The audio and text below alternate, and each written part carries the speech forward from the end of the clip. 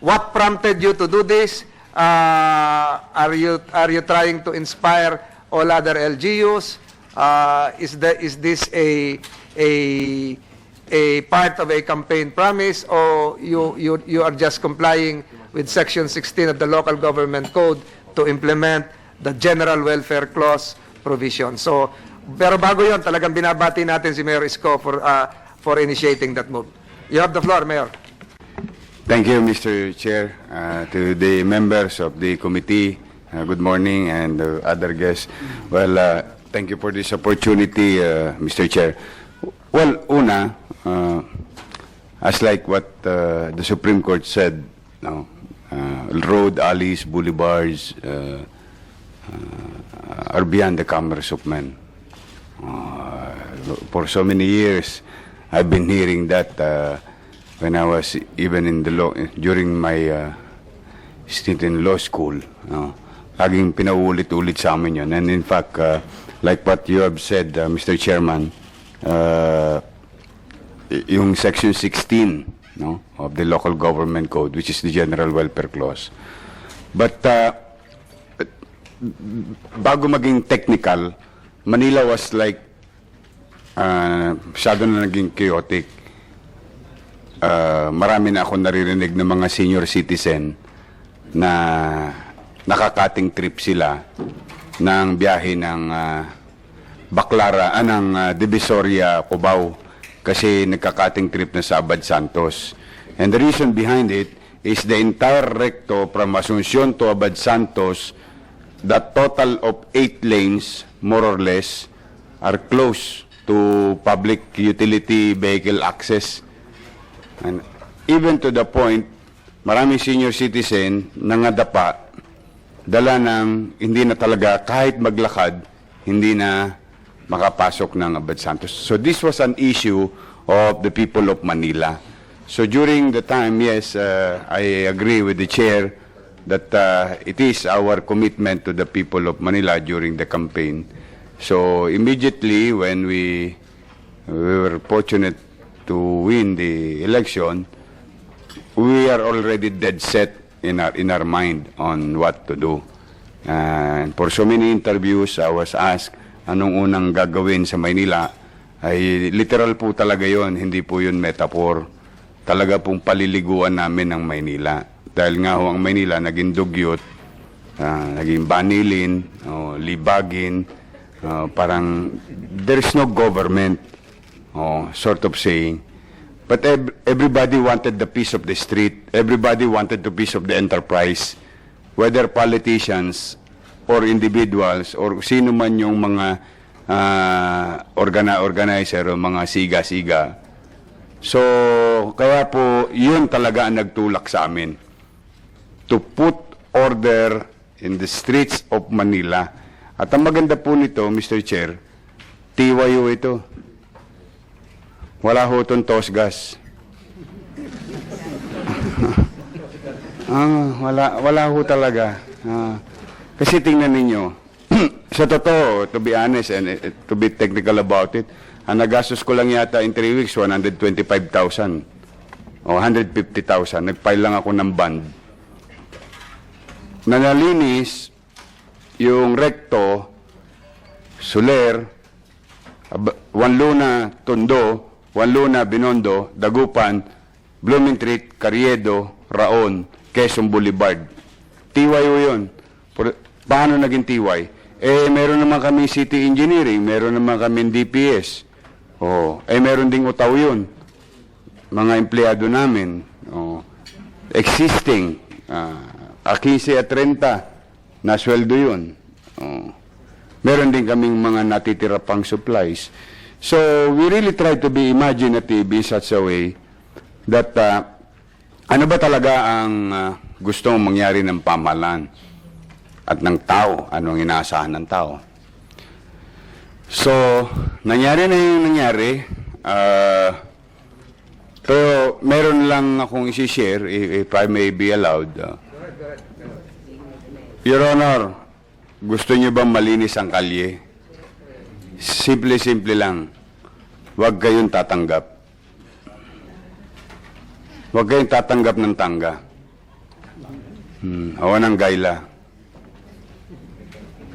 Umpisahan nyo na po yan sa barangay chair. Ano na po, total, anyway, gagawa naman kayo ng batas eh. Gagawa naman, I would assume that the committee will come up with something with this. Simula po yan sa chairman. Una muna, organize yung KAPGU, mga sibilyan, mukhang pulis. Mga pulis Makati po yun eh. Pulis Makatingin. Ang dami nun eh. Mga sibilyan yan, may baril, mag-organize. Kakausapin si chairman. Pagkakausap kay chairman, susunod yan, PCP. Police Community Precinct. Susunod yan, Commander, Presinto. Susunod yan, ahensya ng local government. Yun ang DPS, o like in our case, DPS. O doon na, susunod si Edina sa Kasipati. Doon na po nangyayari ang lahat. So my point is, Mr. Chair, dapat magkaroon ng basic law. I mean, I don't know if that's what you called it, but kapag ka mayroong ganoon, dapat automatic administratively liable yung barangay chairman. Yung LESPO. Automatic. Because if you are going to order them, Mr. Chair, what will happen next is cat and mouse. Totolong gising ka lang ng mga tao sa kalye. Kaya hindi nyo napansin, hindi ako natutulog. Dahil alam ko, totolong gising ako eh. Alam ko, nakapagtalikod ko, ilalatag nila ulit yan. Una ang gagawin dyan, i-sniper. They call it in the street, sniper. Mobile yan, mobile. Pwede ho yan, isang parang kumot or tarpaulin, nyanyanggayin lang yan pagka merong clearing operation. Pag iskerda ng clearing operators, latag na sila. Mapapagod yung gobyerno, mapapagod yung pamahalaan. Yung dating sniper, magkakatarima na yun. Yung lamesa. Yung tarima, komportable na. Susunod doon, magkakabodega na. Totoo po yun. Tapos susunod doon, magkakabanyo na siya. You can see, Juan Luna, you should see, wag na kayo lumayo sa City Hall ng Manila. I know some of you went to City Hall of Manila. Just 50 steps away, yung Taytay Island namin. Ito, opisina ng mayor, nandiyan dyan, no? 160 na bahay, bodega, tindahan, kubeta, in a park. So my point is, kaya kailangan po, Chair, Mr. Chair, siguro, pag nag-exist, administratively liable kagad yung barangay chairman at saka yung police bago pa umakyat yung responsibilidad sa alkalde. Kasi po bakit? Katulad namin, 43 million square kilometer with thousands of streets with 896 barangay, about 10,000 barangay official, and we have 20,000 barangay tanods in the city of Manila. More, and we are being surrounded by creeks, rivers, and the bay. Mas nakakaawa po ang Quezon City, mas malaki po sila. 3 doble po ang Quezon City, kaya nakakaawa ang Quezon City government talaga in terms kung babantayan ng babantayan. Now, I think it's high time to create a law. I don't know, ayoko pong pangunahan ng Senado. Merong nakalatag. Napicturan, nakalatag. Bukas, suspendido na si chairman. Yung LESPO, iskerda na. Tapong ka na. Bakit? May batas eh. Ngayon kasi, ang gagawin mo, Mr. Chair, wag taka doon sa Didi, pusa pare, yung commander mo dito, lipat mo muna to, tigas ang ulo. So, lagi ka nalang makikiusap, Kasi one way or another, babalik tayo doon sa unang nasabi ko. Tanggal lang yan, Mr. Chair. Yan ang buo at dulo ng lahat yan. Yung may mga politiko nung araw, may in denial pa na sabi, wala daw pera sa rekto. Wala raw pera sa kalye. Hindi raw totoo na milyon-milyon ang pera. Ito po ang challenge ko sa inyo. What are your compelling reason not to do your job? Basic lang mo yan. Anong nagtutulak sa atin para, sa totoo po, wala naman po kaming ginagawa. In-implement lang po namin yung, sa tingin namin, gusto lang namin maibalik sa taong bayan yung kalsada. Total, nahirati na po sila. No, nahirati na sila ng dalawa. Sa amin, in our case, I'm not speaking in behalf of Metro Manila. 2 decades. Sabi nga ng tao, may kalye pala yung rekto. Ito ba? So sa amin lang, hindi naman siguro masama sa aming mga tagapamahala na muli naman makamtan ng taong bayan sa pangkalahatan yung kalye. Ngayon, ano po naging epekto? Ayun na. O di, naging matik. Nawala yung cutting trip. Bakit? Nakakadiretso na yung Baclaran Divisoria, Cubao Divisoria, o MCU Divisoria. Lahat po kasi yan, ang ending yan, Divisoria. Talagang dyan po lahat yan sa Asuncion. Tapos, kami po ba naging madamot sa ating mga kababayang malilit? Ay, hindi po. Ang clear namin, yung backbone. Saan namin sila inilagay? Sa fishbone. Perpendicular road. Tapos piyait-piyait kami. Dalawang lane. Left and right. Sa vendor. Center lane. Total of 1 lane ang size amin, city government, para sa taong bayan. Tapos inalis lang namin yung tangga, siyempre. Alam mo naman dyan, talagang marami pa rin na mga enterprising individual. So really, hindi pa kami successful. We're just starting. And I'm happy that President Duterte came up with a policy during the SONA. And I'm happy that Secretary Anyo came up with a memo. Why? At least, ito, hindi na kami mapagbibintangan ng kapritsyo lang ito or shenanigans. Epal lang. Ito, meron na kami memo ng DILG.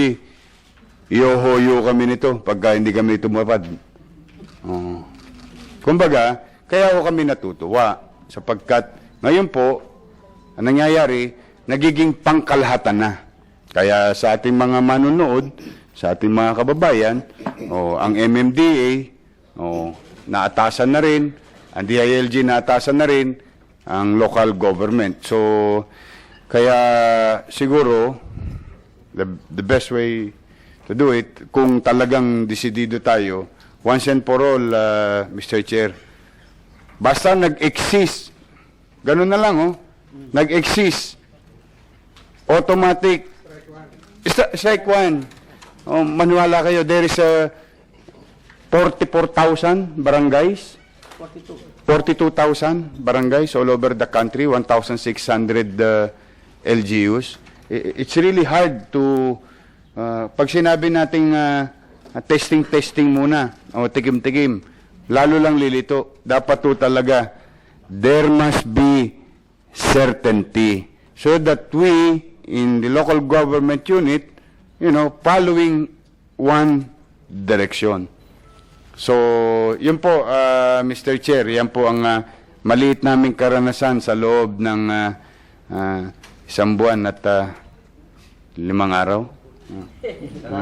Opo, marami pang challenge. Thank you. Before we proceed, I'd like to acknowledge the presence of the following city administrators from Las Piñas, Mr.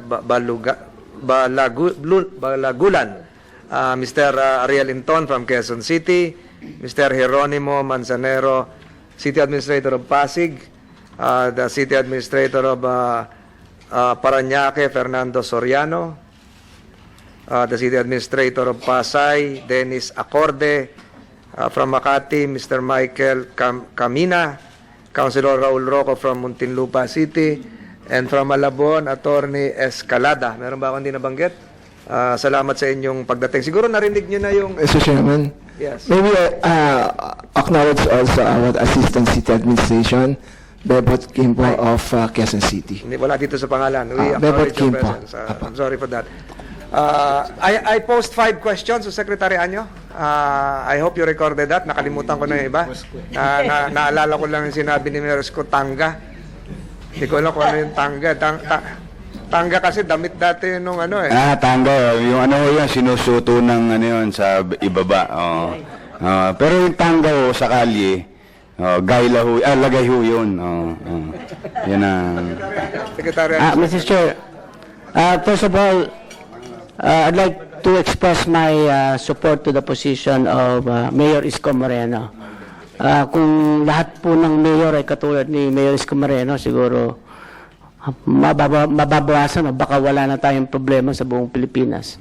Because implementation of or enforcing of discipline to our constituents should start from the local chief executives and the LGU officials. Hindi po pwede makapagpatupad tayo ng disiplina kung tumatanggap tayo ng lagay at hindi natin ginagawa yung trabaho. Yung pong ating direktiba na to, matagal na po yan eh. Yan naman talaga dapat gawin ng ating mga local chief executives. May ibang gumagawa pero walang timeline, walang deadline, at hindi simultaneous at walang concerted effort. So the President, during the last SONA, he announced a presidential directive during the State of the Nation address to clear roads of illegal structures and constructions. So sa amin po sa DILG, we're not into the business of traffic management because that belongs to other agencies. But sa amin is to ensure that all roads and illegal structures and constructions are removed. So I issued a memo circular 2019-121 last July 29. And it will cover a period of 60 days. A policy requiring LGUs nationwide to clear obstructions and address traffic in their areas. Ang mga pinawalan po natin ng memo ay ang mga governors, city and municipal mayors, punong barangays, heads of local sanggunians, and including DILG regional directors, BARMM regional governor. So, mean to say po, nationwide itong ating memo circular. And in fact, for our priority region, which is the NCR, I assigned USEX and ASEX from the DILG to closely work with Metro Manila mayors to carry out the directive of the President. Ito po yung mga salient features ng ating memo circular. Of course, Secretary, I'll provide this committee a copy of your circular. Yes, Your Honor, yes. Reclaim public areas used for private ends, demolish illegal structures and constructions, rehabilitate all recovered public roads, including the placement of street light and signages, address displacement issues, and revoke permits that allowed private entities to occupy public roads, and revisit ordinances and similar measures that are contrary into this MC. And of course, to prepare inventory of all roads within their jurisdiction. The primary roads and secondary roads, yun po yung priority natin, dapat 24/7, ano po yan, wala dapat na mga nakapark dyan.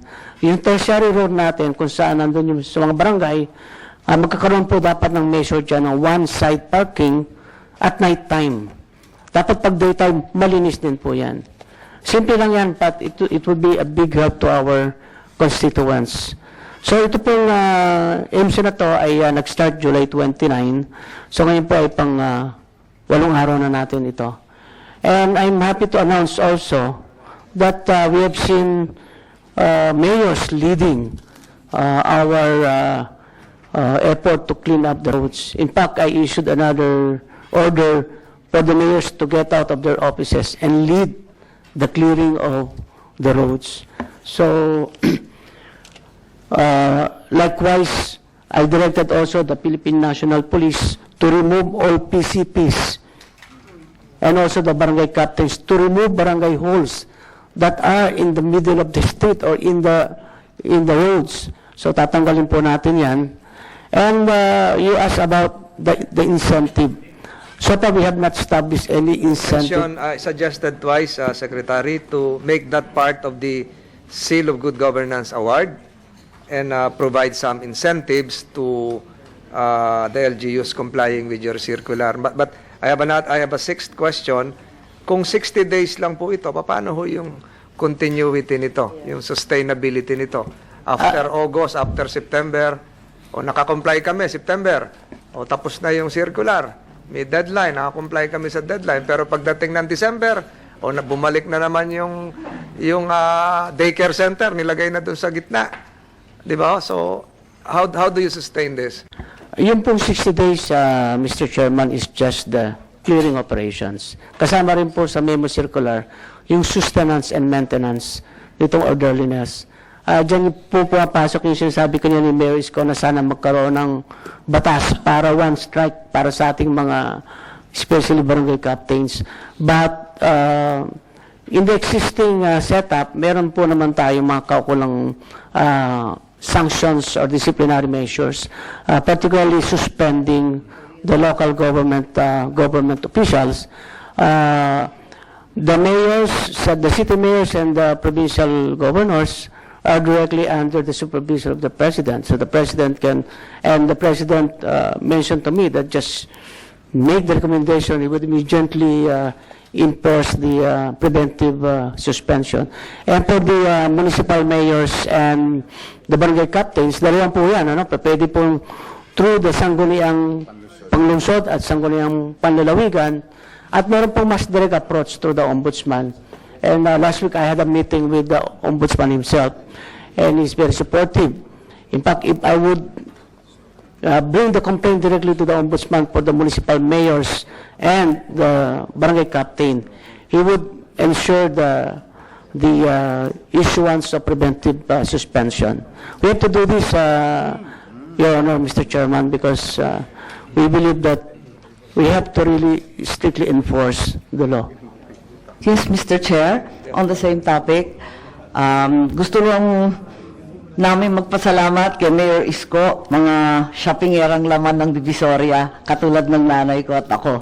At sa wakas nakakalakad na, mabilis na. Ang problema, maraming nagsasabi na pagkatapos ng 1 oras, 2 oras, nagsisibali ka na naman, at ito na ang kinatatakutan natin, yung totolonggasin nga, at yung usong sniper sa Manila. Pabalik-balik lang talaga. At may pumupuna pa nga na yung pulis at yung ating mga DPS, yung ating mga engineering office have much better work to do than to keep clearing these people every hour on the hour. Meron na ba tayong mas long-term plan? Kasi ang kabila naman nito, alam natin na si Mayor hirap din dahil maraming umaangal na ang mga palengke at lehitimong lugar ng pagbebenta. Napakamahal katulad ng Quinta Market. Hindi naman afford ng tao. So, eto nga, ano yung sabihin na natin, medium term or long term plan para sa lahat ng vendors ng Maynila, kahit sinasabi na hindi taga Maynila kundi Dayo, ano ang plano natin? Thank you, Madam Senator. Well, kami po, katulad na nabanggit ko sa bandang huli kanina, we tried to accommodate as many as possible. Pero ako po, personally, hindi po ako maakap ng posing hindi ko kayang yakapin talaga eh. I can only do this much, but the others should also do the same. For example, I hope our neighboring cities will not get offended. Pasensya na kayo. Some of these vendors are from Baclaran, some of these vendors are from Parañaque, and some of these vendors are from Malabon. So, kasi naging anong tawag dito, minahan ng opportunity ang recto, so everybody wanted to go there. But in our case, kita po ninyo, no, hindi naman no kami perfect talaga yung nangyari. Mapapasin ninyo yung recto, tingnan niyo yung bangketa, may tinda pa. Because what we're after is basically clear the streets. Let people use the street. Literal. Non-negotiable. So, tapos pagpapasin nyo, pagpupunta kayo ng Ilaya, Santo Cristo, Haboneros, Carmen Planas, Tabora, no? Pakikita nyo, nandoon naman sila. Same thing with Quiapo, non-negotiable ang Carriedo. Pero pag tinignan mo doon sa Hidalgo, Villalobos, okay naman. Katulad halimbawa ng Plaza Miranda, sabi ko, doon sa PCP Commander, si Major, sabi ko, non-negotiable yung Plaza Square. Kasi yung spill ng mga magsisimba, ayoko sila nag-i-spill sa Quezon Avenue, kasi yung Quezon Boulevard, kasi yung Quezon Boulevard, Major Thoroughfare, baka magka-aksidente. Kasi dati doon na nga nag-i-spill ang tao tuwing Biyernes. O ngayon, nag-i-spill. Isa naman nilagay yung vendor doon sa Gedli. Andiyan lang sila. Sa may square. Gilid. Gilid. Gilid. Ayan. Andiyan lang siya. So nakapaghanap buhay naman sila. So, Mayor, ilan sa tingin mo yung dapat i-accommodate talaga? May bilang na ba yan? More or less, we're talking of about easily 5,000 to 7,000. Ilan dyan ang maa-accommodate mo at balak mo i-accommodate on a more permanent basis? It will never be permanent, Madam. I beg your indulgence. I cannot make it permanent because this is streets. This is what we call by tolerance and by compassion. This is now. So, tiisan lang tayo muna. Opo, talagang parang nagbabalanse ka lang ng na okay, kala ko ba beyond the commerce of men? Bakit ito, kalye? So, you're trying to govern in such a way, this is the general public, this is for some, itong mga mahihirap nating kababayan. But, along the way, Chairman Lim, we've been talking about making available space with regard if the Senate or another department which we have to talk to is DNR, yung mga creek namin, these are spaces sa mga makabagong bansa o makabagong mga mauunlad na bansa. Creeks are now being utilized as a space, whether green space or parking space. Or even just a temporary area for commerce. Yan, yun po, Madam Senator. Napakaganda po nung idea ninyo. Yep. Na kung saan, sa Makati nga, nagawa nila Nagkaroon pa ng sinihan yung creek Oo. Sa Maylog. Meron no, di ho ba? So baka naman po pwede rin maging applicable yung the same concept kasi okay lang naman kami mangopya kung sa tingin naman namin napapakinabangan naman. Iyon po katulad kami, meron kami tinatawag na Muelle de Binondo. Ang laki po nun. Alam po ninyo yun, ha? Roughly, this is about 10 hectares. 10 hectares in the heart of Binondo. Marami pa kaming creek sa Ungpin. Marami pa kaming creek sa Magdalena. Huwag lang matakpan ng permanente. Parang ano po yun, may concept po doon, in between, may space for purposes of dredging. Tapos, para may views, may eyesight ka lang kung clog ba yung ilalim. Kaya naman po yun. Nag-i-exist na po yung teknolohiya na yun. Yun lang ang i-recommend kasi nga it's an